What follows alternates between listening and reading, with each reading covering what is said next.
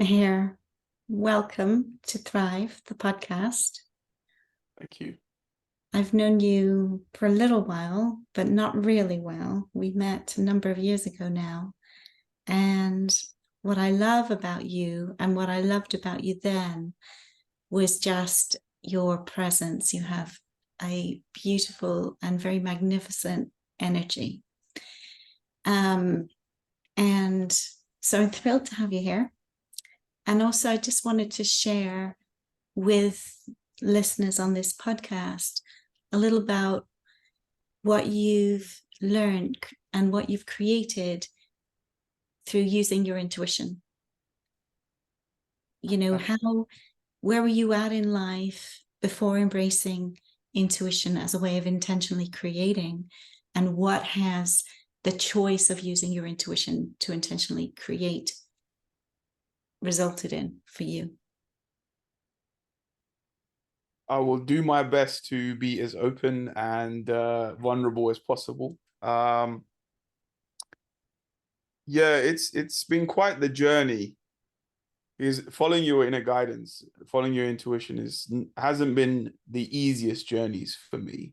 But it's been the one that's been the most worth it because I kind of realized, I had to come back to myself. It's always been a journey about coming back to yourself more than anything. So yeah, I'm looking forward to this conversation. And I know we talked a little bit the other day, kind of candidly when we caught up, but I'm happy to kind of, go through things again and just, speak from the perspective of intuition, inner guidance, being self-referential, being sovereign. So I'm really looking forward to this conversation. So recently you ran a workshop, I believe it was 3-day workshop with your team on sexual self-mastery. It's an unusual topic, but I loved it. Like when I saw that you were putting that out, I listened into the short call that you'd all had. I think you did 1 hour call, and it was electrifying. Glad to So hear that. yeah, I loved hearing everyone's experience and just the way the conversation opened up to allow us, the listeners, to ask those questions of ourselves and our own experience. So, what is sexual self-mastery? How did that come about? It's a great question. So it's kind of interesting because it was actually a weekend thing. So it was a 2-day workshop, and then we did the being the pace car sexual self-mastery the previous week. That's the one that you were able to kind of just clock in on. And yeah, it's been quite the journey to kind of get to a place, because I work with a gentleman named Mark DeFrancio. He's my coach, mentor, business partner, and he founded Creative Self-Mastery. And I've kind of joined him on that journey of establishing it and fleshing out the teachings and actually teaching the stuff. I'm kind of one of his first students, first apprentices. And yeah, we've kind of like, in our own personal sort of my private relationship with him as a client and him being my coach, I've discussed every aspect of my life with him. And it's kind of been interesting because he's made it very, very comfortable, talking to him about it. Like I've never felt like threatened by telling him the things that I'm sharing about my deepest, darkest secrets, where my mind has been, some of the stuff that I've done. And, yeah, he's made it very comfortable for me and he's, it's unusual, but I think it just makes so much sense because he's a gay man, and he's a married gay man. And, if you asked me like 10 years ago, would I have this type of relationship with a man who's, homosexual, but he's like very masculine, He's not a typical sort of stereotypical sort of gay person that I was used to knowing. That was someone that was quite effeminate and not really masculine at all, to be honest. But Mark, actually, quite frankly, is one of the most masculine men I've ever met.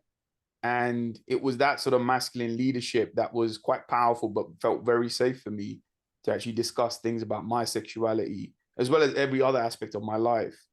And it's been kind of interesting journey for just, me and him and I, but also our team that we've been building. We kind of go, I implore anyone, if they ever have the opportunity to work with Mark, they actually explore that conversation with him, or any of us coaches. He's kind of trained us to be very comfortable having any type of conversation, no matter how sensitive it might be. If someone has a bit of a traumatic relationship with the topic, say like sex can be, we're quite equipped to handle it. So, but like for me, it's been kind of interesting, because in the last sort of couple of years, one of the biggest challenges that I've had, and Mark is quite happy pointing it out to me, that in the conversations I've had is, and even through my own experiences, is that my relationship to women, the feminine, it's been a challenging one. Not that I hate them or anything like that. It's kind of like I swing back and forth, because I'm in a pendulum swing between, feeling amazing with them, depending, who they are. And then the next minute, I'm having an experience where I'm, despised by them. And it was very sort of confronting to realize that, I was creating that entire experience. And it went all the way, from a relationship level right down to an intimacy sort of sexual level.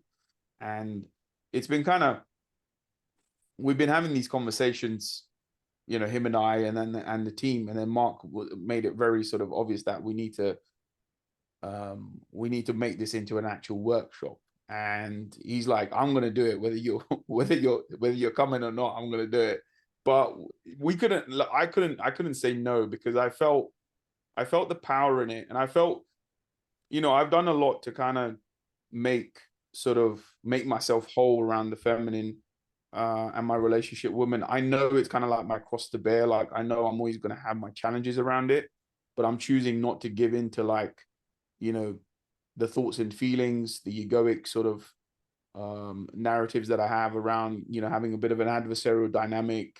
It's, me against them, or them against me, or they're threatening any shape or form, because that's kind of where my wounding was, where I was raised by a very dominant grandmother, and my mom wasn't able to, because my grandma even dominated her, so she didn't allow her to raise me either. So I had a very possessive and dominant grandmother, and that's the type of woman I found myself dating. Weirdly enough, most people would say, how is a quite masculine man who doesn't seem that submissive end up in relationships with quite dominant women? But I found out over the years, through the work, through my conversations with Mark, that when I feel extremely vulnerable emotionally, and I don't feel very powerful, it's my path of least resistance is to seek out quite a domineering female, a woman who's in herself quite established, has the resources, because I don't feel very safe. I feel very vulnerable doing that. And that's kind of how the setup was when I was growing up. So that's kind of how I would enter those relationships, but not, it's all unconscious at the time, but not realizing that I was making certain agreements unconsciously around how they were supposed to treat me and how I was supposed to treat them. There was a bit of people pleasing on my part. There was a bit of a, strong codependency, as well as sort of dominant, submissive sort of dynamic, but a strong codependent dynamic.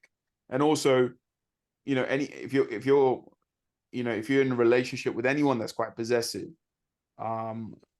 your truth, your own purpose kind of gets gagged, it kind of gets denied, but it's by design. I don't want to blame the other person for that, or the woman for that. It's my own dysfunction kind of just you know, playing itself out, it becomes the perfect excuse for me to not step into my power. And that's Yes, kind of been, it's go ahead. almost like the invitation. It's the invitation of leaning into that, right? And Yeah, we don't see absolutely. that when we're in the thick of it, that it's an invitation for our growth and development. Yeah, absolutely. So, yeah, I was invited a couple of times through various partnerships with women, and it was the last one that kind of, it was either I was gonna get it then or not. I was doomed to kind of repeat the experience again. So, you know, the relationship started off well, and then lockdown hit. We were living together, and then the relationship turned quite destructive. It turned quite abusive. I didn't even know that what was happening. You know, it was emotional abuse, verbal abuse, and it got a little bit physical on her part. And it was, I didn't realize what was happening. I was speaking to Mark about it, and he says, "Yeah, she's an abusive person," and I was like, "Okay, cool. That's who she is." But then, it kept kind of happening, and it only kept happening because I wasn't in my power around it, and I wasn't, establishing strong agreements, nor was I upholding them, Mm, and because for my need for safety, because I had compromised my integrity completely, because my need for safety was bigger than my need to establish boundaries and be powerful and lead and all that kind of stuff. mm. So, but it was one conversation. We had a couple of dysfunctional episodes with my then ex-partner, and then I was in a coaching session with Mark, and he said, clearly it wasn't registering for me, but he says, "Dude, you're a victim of abuse," and I was like, huh? I was like, "I'm a victim of abuse," and that's kind of when, it was a bit of a house of cards when I realized, holy shit, like this is what I'm inviting in, and it was very evident that I was either gonna learn my lesson now. Otherwise, if I didn't, the next time there could be a lot more at stake. Luckily, we were in a rented accommodation. We didn't have shared resources like a mortgage. We didn't have any children or anything like that. But next time, if I wasn't going to learn what I need to learn, that sort of stuff could have been involved, and it would have been a lot more messier. And it would have just reinforced the story around how powerless I am around, my relationships with women, and just powerless in general in terms of my overall agency in life. Sounds like a really beautiful clearing for you to now see all of that so that you can intentionally create the life, the lover, the family, the leadership that's gone to really, what would be the word? Will fulfill you, actually. Yeah. Yeah, totally. It was it was interesting because you asked about the sexual self mastery workshop. How did we get there? And I think it's always been on the cards. It's just that creative self mastery as a company, as a team, was I think it's coming to a place which is just, the structures are amazing. They're strong. The leadership is powerful from my standpoint, from Mark's standpoint, from my other colleagues, Stanley's, and then we got four amazing, powerful women leaders on the team as well, all kind of versed in the work. And we were like, okay, we're gonna do this workshop. It's nothing's different from what we usually do. We're just applying the premises to this aspect of our life that happens to be our sex life, which we've done in private. We're just gonna do a workshop around it. But what was really powerful, and the weekend that we did, because we didn't have a lot of attendees, and we didn't really care much because we wanted to have this as an evergreen type of experience. So we have a self-paced version that we can share with people in preparation for a live immersive experience that we're doing in London in the spring of 2024. But it was, we became facilitators and participants in the actual workshop. Mark kind of just didn't tell us that, but it was kind of a bit of an unexpectedness, but it worked out beautifully. And I made a very conscious choice going in. It was very obvious to me that most aspects of my life, they were out on the table. Like if you needed the roadmap to destroy me in terms of my dysfunction, my history, most people had it. Like, and it can be scary when you're not that forthcoming. But and look, certain things are meant to stay private. It's not, I'm not asking anyone to kind of blare everything out. You got to be very much in your power to share what's true for you to share.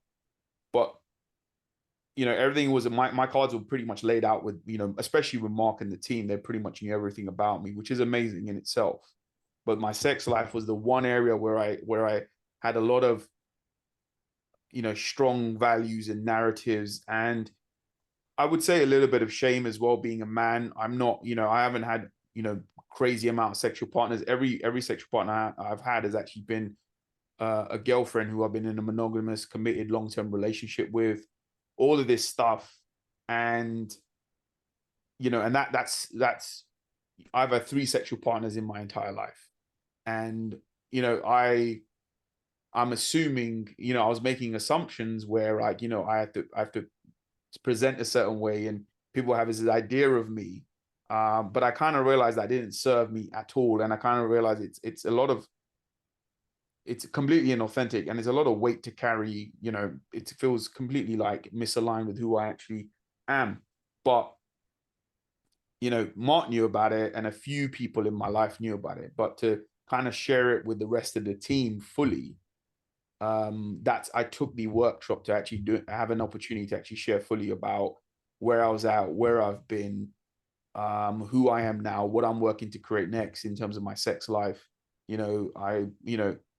If I'm 38 now, I even told them on the call, because Mark just asked, randomly, he kind of like switched it up a little bit as a good leader does, to keep us on our toes. He asked everyone, when did everyone lose their virginity?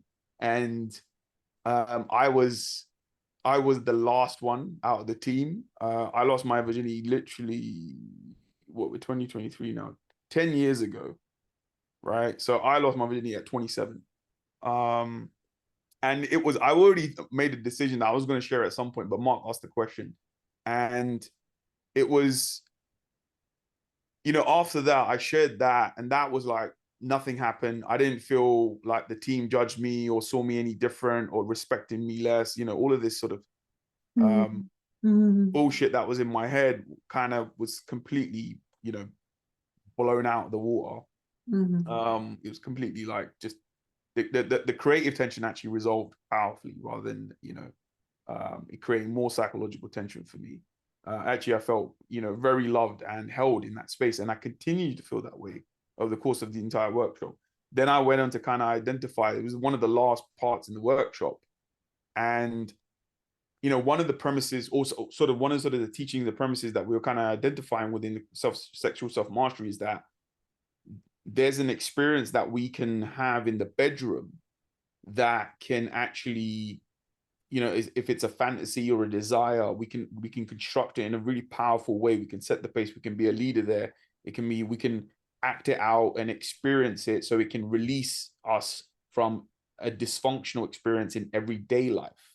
So if we take into account, I was going for, at my weakest emotionally, most vulnerable, I was going for very dominant, sort of possessive women, because that's what equated to safety. And then we did like an intuitive exercise right at the end, where Mark asked, okay, what are we denying ourselves sexually? And as I tuned in, it was very clear to me, is like, as I identify as a typical masculine man, no problem with leadership, taking the lead, whatever, setting the pace for the most part. But from a sexual standpoint, a deep desire was to actually completely submit to the feminine, right? And I could actually recreate that experience if I wanted to, as a creative endeavor, within the bedroom. And I kind of, when I tuned in, the specifics I got was, I was like, a dominatrix. So a dominatrix, yeah. And then, she would be, obviously there was a little bit of physical pain. And then with that physical pain, after that, she soothes it. So she would maybe put cream on it or whatever like that. And it was super, like, I was getting super specific. So she soothes me, but then also the soothing goes even further, where you would be sucking on her breasts and being fed. So I took myself through the entire, and I shared it with everyone there. I would have never even dreamed of sharing that stuff, as, presenting the kind of image I think I'm presenting into the world. And I kind of just laid it out, and that for me was, I realized why we're doing this workshop, why we're doing sexual self-mastery, why we're doing an in-person thing. it was kind of like the last, for me, it was the last bit of the puzzle in terms of the level of vulnerability I was bringing to the table. But I also gained, from an energetic and a vibrational perspective, I also gained that submission with the women leaders in our team, right? Because they knew everything about me, and they didn't kind of, you know, judge me or feel, you know, try to emasculate me or, you know, energetically castrate me or any shape or form, because that's one of my biggest fears.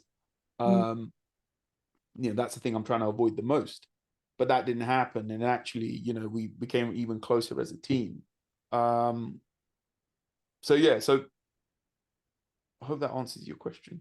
Yeah, well, it definitely, you know, I guess what I get from that is anyone who's at that cusp, you know, because you can be very powerful and successful in the world. I think you even mentioned this, but in your home life, in your private life, there's an emptiness, or there's a driving force that where you feel completely unfulfilled and disconnected. And this is a way of bringing into the space the wholeness of ourselves, right? It's a way of connecting to all aspects of ourselves, not just having a professional face or high achiever or dominant persona in the world and having nothing at home. So that's the one thing, but I'd like to go a little bit further back as to how you ended up here doing this type of work, because this was not what you started out doing in the world, is it? And there's a whole, you know, there's a whole hero's journey there, essentially, of your experience. I'd love for you to share that. No, absolutely. What I would, so when we were catching up the other day, so I think the best bet is from the beginning, as they say. So if anyone's not familiar with the hero's journey, part of it is, you know, that maybe there's some greatness within you, and then you get the call, right? You get a call to answer and to live your greatness. Let's just say that I didn't pick up the phone a couple of times. So in, you know, we're talking 10 years. I would say it spans the last 15 to 20 years, right? So I knew from a very early age that the conventional life didn't seem to sit right with me. You know, getting a job, getting a house, getting married. It just, I saw the value in it, but I just felt so disconnected from it for the most part of my life. And I remember going through school and going through education, higher education, and then eventually work, that I was just like, something just doesn't, you know, I couldn't put my finger on what it was. Like, why was I disconnected? Like, I'm going through the motions, but I can't, you know, I can't seem to like just target, like, what is it? What am I here to do? And I guess that was the phone ringing all that time, but I didn't dare ask the questions because of, you know, the fear that I carried for most of my life. And it, you know, in the extreme cases, the fear was so extreme, I got myself into situations where I was experiencing that fear, like I did with my previous relationships with ex-partners.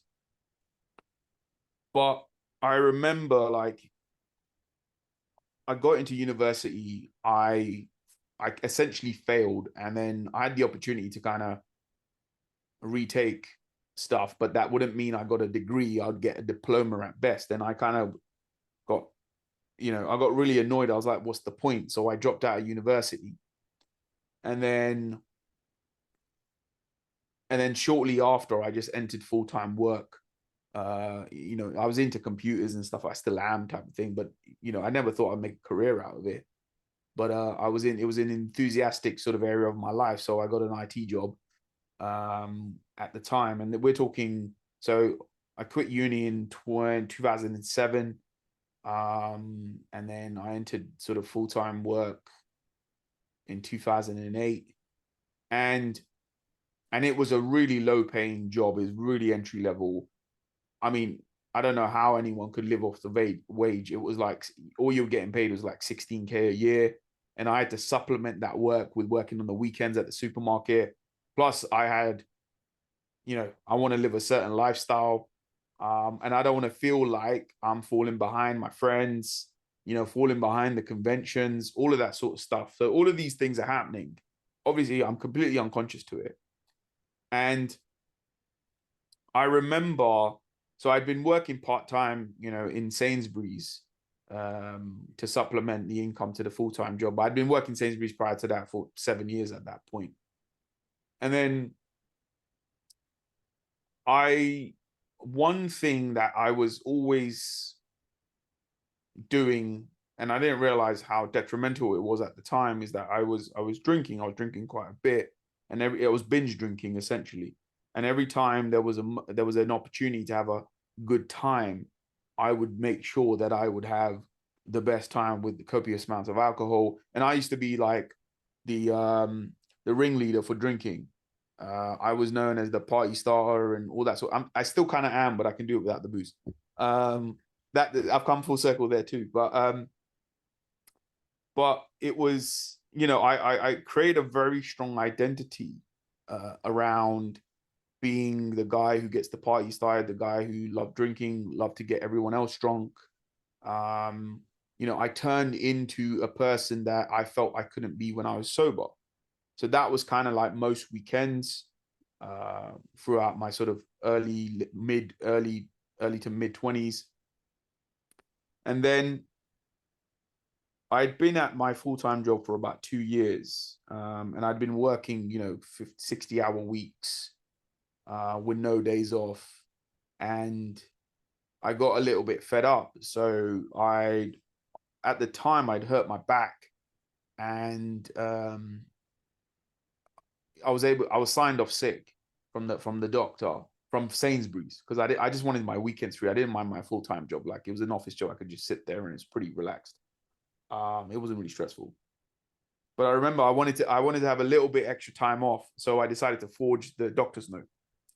And I submitted it, and I ended up getting caught.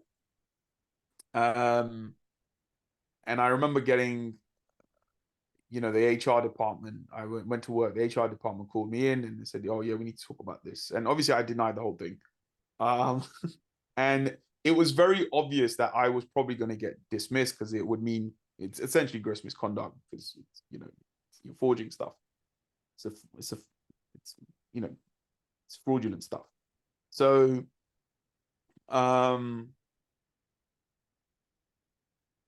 getting caught, I didn't realize what would happen after. I was very unconscious to it, but I just decided to leave. It's like, nah, you're not going to fire me. I'm going to leave. Okay. So I left, not realizing that I felt so ashamed, because I had fucked up university, and then I fucked up the one job. Even though it was Sainsbury's, I loved working there, and I'd worked there for 7 years. Like, I dedicated myself to something 7 years, and this is how I ended it. But I didn't know that this was happening. Like, I kind of took it for granted, and I was like, I didn't leave with a bang. I left through the back door, essentially. And it wasn't, that kind of compounded where I was at, and I'm pretty sure I just started drinking more, and I was just basically living for the weekend. And then I remember, I was able to kind of get a new job, and that kind of helped the income situation a little bit. But so that I was working outside of London at the time. This is about 2010, and then I was able to move into a city job, which is something I always wanted to do, because all my friends were in like the city, working in the city. So I wanted to be around them, be able to drink with them on a Friday night, Thursday night, because that's the thing to do in the city. And that was like late 2010. Christmas was fine. Drank my way through Christmas, having a great time. New Year's came, and that was probably the beginning of the end. because I had ignored what was deep within the pain that I was in. I didn't realize, and I was unraveling. I started to unravel a little bit. Literally the day, New Year's Day, I started getting crazy anxiety. And I wouldn't call it, I don't think I went into panic attack level, but I felt paranoid. I felt really sort of uneasy. I felt really unstable, and I couldn't orient myself. And I didn't realize at the time, but I was losing my grip on reality slowly but surely. I was losing orientation. I was losing control. And the way I kind of resolved that psychological tension, let alone existential tension, was to drink even more. So my alcohol consumption went up, because the only time the anxiety was I was able to cut through the anxiety was actually, drink, because alcohol is a depressant. So it took the edge off, because I was feeling on edge all the time. And my mind was just going crazy. I felt I was losing my marbles for the most part. And because I was losing for orientation, and I had no relationship to inner guidance or my intuition, I'm looking outside of me for answers. Right. And I'm looking outside of me for answers in terms of, how do I get orientation? Am I thinking, I basically had a form of OCD, they would call it. It's called pure OCD, which is you have ruminations. And you just think about the thing that you thought. So you had an intrusive thought, and you're like, shit, how did I get to an intrusive thought? Everybody has them. But if you're in a compromised state of consciousness, you're going to take it very personally, and you're going to make it mean something about you. Right. And I started to make it mean that, I started having thoughts around my sexuality, around homosexuality, around sexual violence, all of these kind of things. And I was completely freaked out by what was going on in my head. And I was on edge all the time. And hence why drinking kind of helped me. Well, I say helped me, but it kind of took the edge off completely. But at the time, my self-loathing went through the roof. And in the extreme cases, the idea of just ending it all and killing myself and suicide was like prevalent throughout the entire sort of period I was in that. And that lasted about over a year. So we're talking at the beginning of 2011, all the way to like the crescendo was the April of 2012. So I started to get better towards the end of 2011. When I say better, I mean the anxiety started to, reduce, but the depression, when you have an extreme case of anxiety, so most people will know, they talk about manic depression. So you have mania, where you're like full of energy and anxiousness. And then like when that kind of wears off, you get into a deep depression. So I was kind of have a little bit of that, where I would hit like bouts of depression, but it's so, you don't realize you're in a depressive state. And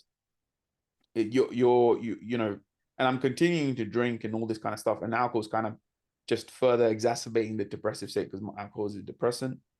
And throughout that time, so one of my biggest sort of preoccupations is a fear of external forces. And hence why the relationship of I'm either swinging between wanting to be dominated or being fear of being dominated. Right. By taken out, essentially. Right. And it, with my parents, with religion, with God, with the devil, all of this kind of stuff. Even though I'm not a Christian, even that's in my narrative, in my psyche. There's a wrathful God, there's a hell. All of this kind of stuff was all happening in my head. Every structure I had around reality, about life, around how things are, were crumbling. Like everything was crumbling. And I was trying to make sense of it all, because for every sort of, for someone kind of like, again, external forces. So one authority saying one thing and another perceived authority saying another, then you're like, okay, what's the truth here? So this is, and that was creating tremendous amount of inner conflict within me, because I didn't know how to look within, and I didn't even think it was an option, right? To be self-referential, to have, I didn't even know that intuition wasn't even a fucking thing at that point. Yeah. right? You know, completely like, you know, we're almost from the moment we're born, we're kind of domesticated into thinking that we don't have the power and our own inner guidance is literally just some mystic hooey for the most part.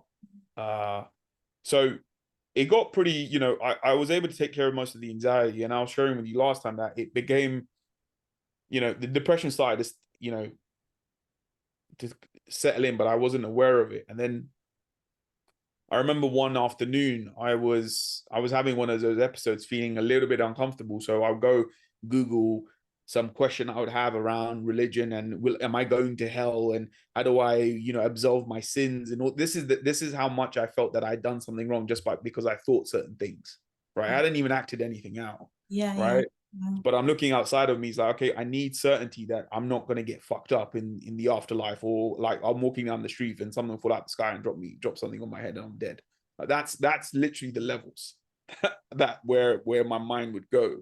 And then obviously I couldn't find the answer because there's never, you know, the way our psyche works is it's, you know, if you're in survival mode, it's looking ways to doubt reality. So my mind got very good at doubting everything. I'm, you know, essentially I'm a quite egoically, my ego is based around fear. So I'm a very fear-based type of person. And I got so frustrated with not finding the answers. I was like, what do I usually do when I get frustrated? I'm going to go for a drink. And then I remember it was like midweek in April, early April of 2012. And I was working in Soho at the time in London. And there's plenty of places to drink just at your doorstep there. And the person I used to work with then, he was quite a big drinker. He was always into drinking as well. I think he had a problem too. And he kind of revealed a little bit later, a few years down the line, that he had a problem. But I remember we went for a drink, and then like I was about 2 pints in, and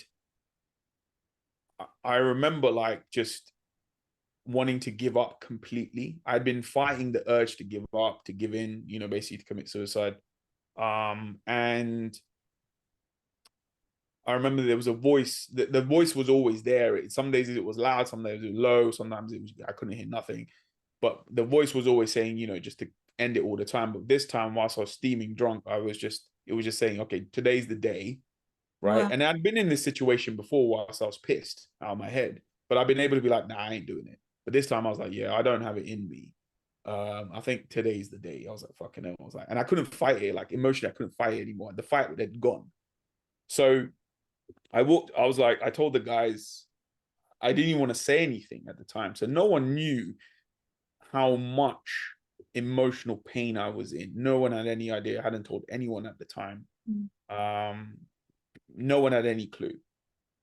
It's hard to talk about, isn't it? Yeah, Like, totally. And this is exactly, look, our intuition would usually guide us in even saying, okay, get help.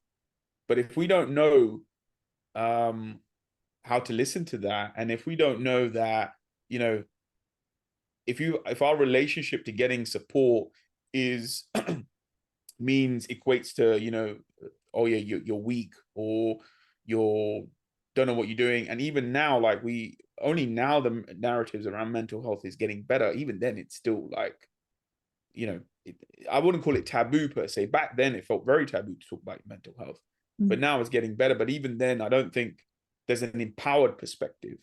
I think it's a little bit disempowering. And there's not enough structures in place to actually get people out into a really functional place and get them completely reliant on self-reference and intuition. yeah. So, but that's a different conversation. So I remember walking, I left the pub, I'm walking to Tottenham Court Road Station, and I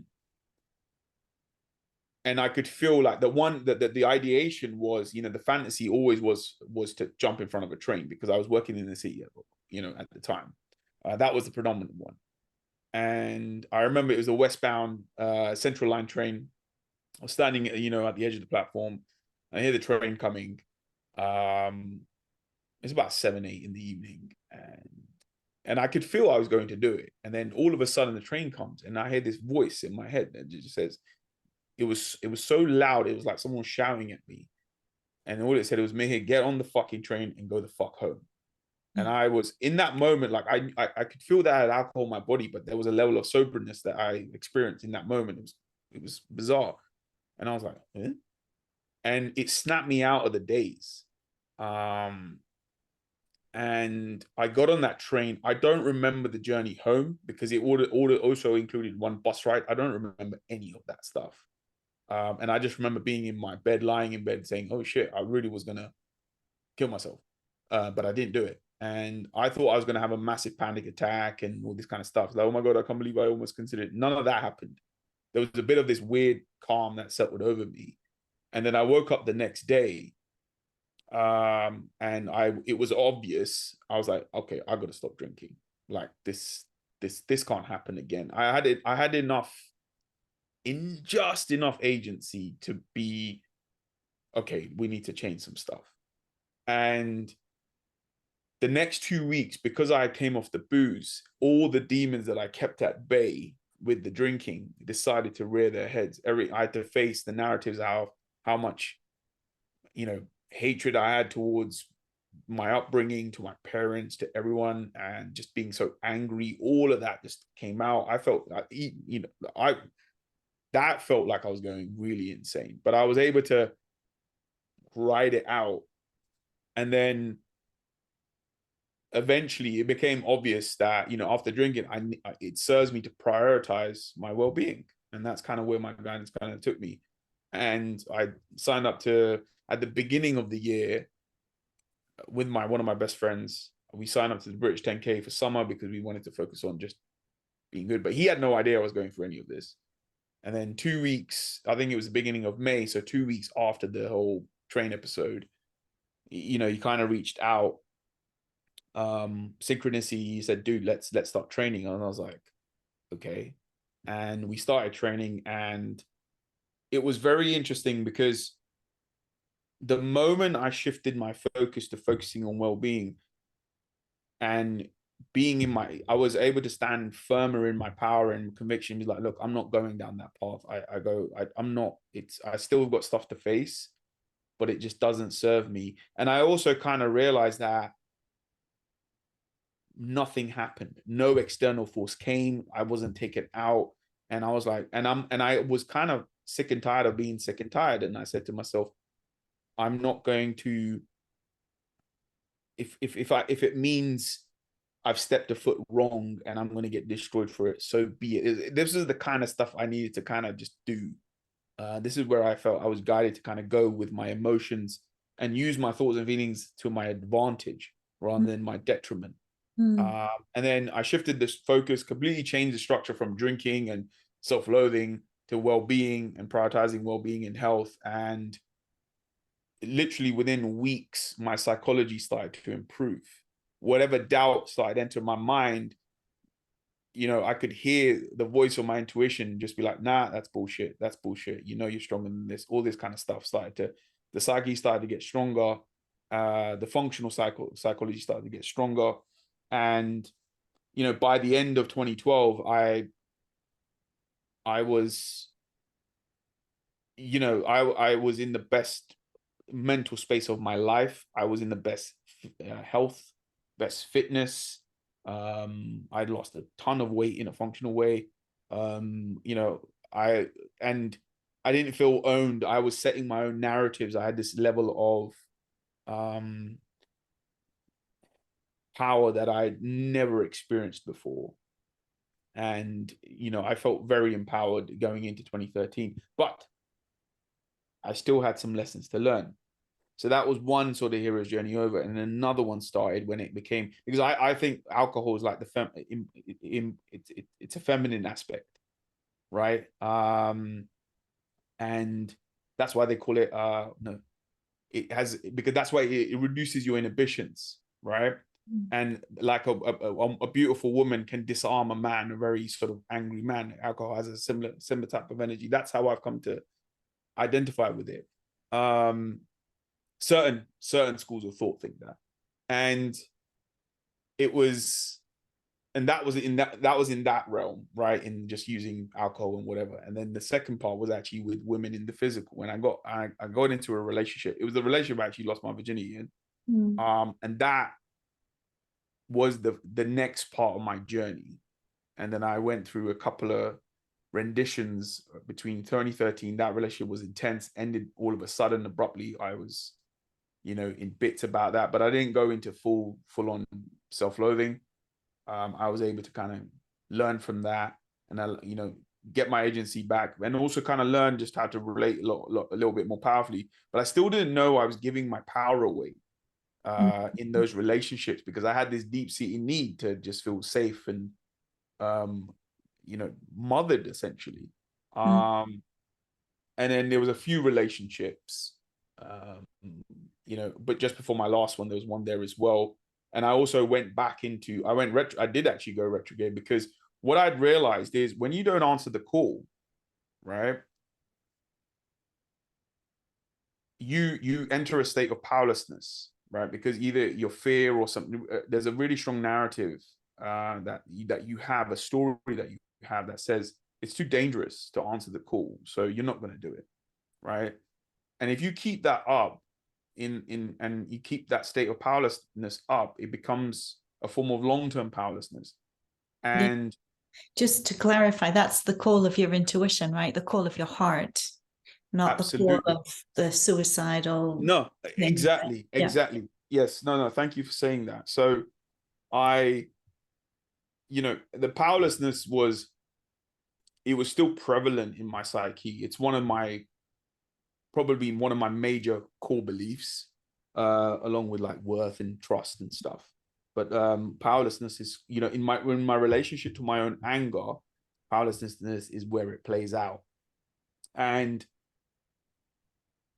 if you systematically deny the call and you enter a long-term state of powerlessness, that's what becomes depression, right? And I hadn't learned the structure of that, and then I learned that in a relationship that I entered between 2016, just as I started my journey with natural success, right? So I entered another hero's journey, but because I was entering the unknown again, I made the choice very, very unconsciously to partner up with a dominant woman, because I was entering a part, because I'd given up alcohol at that point. So I haven't drunk in 10 years officially. Well, in January it'll be 10 years. I try it every now and then, but I don't have a full drink. But I kind of realized that I still had an addiction to having that need met around safety. And I hadn't fully stepped into my power. I didn't realize it at the time, but when I started working with Mark, it became very apparent. So I remember I entered a relationship as I started this work with natural success, and actually learning about intuition as a way of experiencing agency. And because I knew I wanted to be a coach, I was like, this is one of the most powerful ways that we can actually serve people that want to work with us, get them back to, themselves and using their own inner guidance. But at the same time, I didn't realize that because it's uncharted for me. I found quite a dominant female. I ended up dating her for 2 years. But just in this case, I didn't have alcohol, and I had to kind of learn again how to build my psyche back up, because I had systematically gave my power away and I didn't follow my guidance. It was overridden by my need for safety again in that relationship, and to preserve the relationship, and to abdicate my power, abdicate my truth, in any shape or form. And then I had to learn the hard way, and that relationship ended. And I thought I'd learned my lessons, because at that time I also started to work with Mark simultaneously. I just started that journey with Mark, but it turns out I hadn't. And then I entered the relationship I was in literally not even a year later after I broke up. I was going, I left full-time work again, entering the unknown again. So structurally, I was repeating the same fucking pattern. Yeah. And then last time, Mark kind of like just laid the gauntlet down. He's like, dude, you better learn this, or you're doomed to experience this. We repeat this for the rest of your life. And then that's kind of how I got to where I am now, about what I said at the beginning of this conversation. Yeah. Yeah. And so if people want to reach you, how can they connect, and what can they anticipate as a way of working with you? Woo. So if you want to reach me, you can find me on all major social media platforms. Look for my name. On Instagram, I'm Meehir.Patel. You'll know who I am because I have a blue tick next to my name. But if you want to, converse with me directly, you can email me at mihir@pantheos.co.uk. Pantheos is Papa Alpha November Tango Hotel Echo Oscar Sierra.co.uk. Or you can go to createselfmastery.com, and then you can meet me and the entire team, and you can find, you can contact us there, or you can actually email me on Meehir@createselfmastery.com. We actually sorted out our emails the other day. So that's how you can get in touch with me. What I will say in what to expect is I have a pretty much a no nonsense, zero BS approach. But I say this is I like to think I create an environment where that level of a directness is not something that the client can't handle. I can turn up the heat if I need to. But I also know that I have a healthy dose of softness that I can, pull out parts of somebody that they're, really afraid to bring out. Yeah. And also, like, I really, I love my clients. I actually tell them, I was like, look, if you're working with me, it is a big commitment in terms of the energy. One thing I do say to them is we're getting married. This is a marriage now. This is what I'm bringing to the table, and this is what I expect from you. And not everyone's ready for that, and I completely respect that. I don't judge anyone for not being there. But I pride myself on being very efficient. So if you have challenges, I get to the bottom of them. I do my best to get to the bottom of them very quickly, very efficiently. And I'm able to see things from a structural standpoint. That's kind of what I've been trained to do. So I can understand how your matrix is actually working, and then pinpointing how you're fucking yourself up, essentially. But also, because Create Self Mastery is about, mastering yourself in terms of your emotional body and your thoughts and feelings, so that the creating aspect, the creative aspect becomes a lot more easier. And creating things, having a creative outlook on wanting to create things doesn't just stop at just material things. It's about how do we create ourselves as a person. 100%. Yeah, and who do we want to be, and how actually using identity as a conscious tool for better creation, and creating everything like relationships to health, money, sex, of course, and also business, you name it. Like, if it's structural, we have a structural approach. So how you do anything is how you do everything. And I do my best to kind of identify how you're doing something right now and why it's kind of thwarting your progress, and then how you can start doing things differently.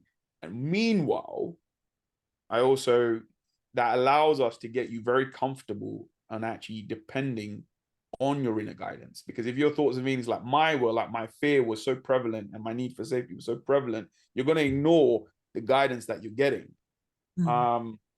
So I spend a good amount of time actually doing away with the dysfunctional relationship to our emotions, our thoughts and feelings, so that the inner guidance, the intuition can actually naturally have, be the louder voice. So that's kind of how I work. It's how we work at CSM. So Thank you. Thank you. So good to hear everything that you've traveled through and journeyed through, because I imagine that there's many people, right, who are still struggling with that aspect of, hold on, the outer reality looks this way, and I have to fit into that. I have to find my place in that. And part of this hero's journey is realizing that you have your own place, and it's just coming home to it. And so, yeah, thank you for sharing how you support people find that in themselves through the catalysts and the journey that you've been on. Oh, thank you very much, Liz. It's been. Are we wrapping it up now? Yeah. I think so. I'll probably Yeah. stop on the record. Is there Yeah. anything else you'd like to share before? No, I think I've really enjoyed this. So I think I've said everything I need to say, and everyone knows how to get in touch with me. So yeah. I'll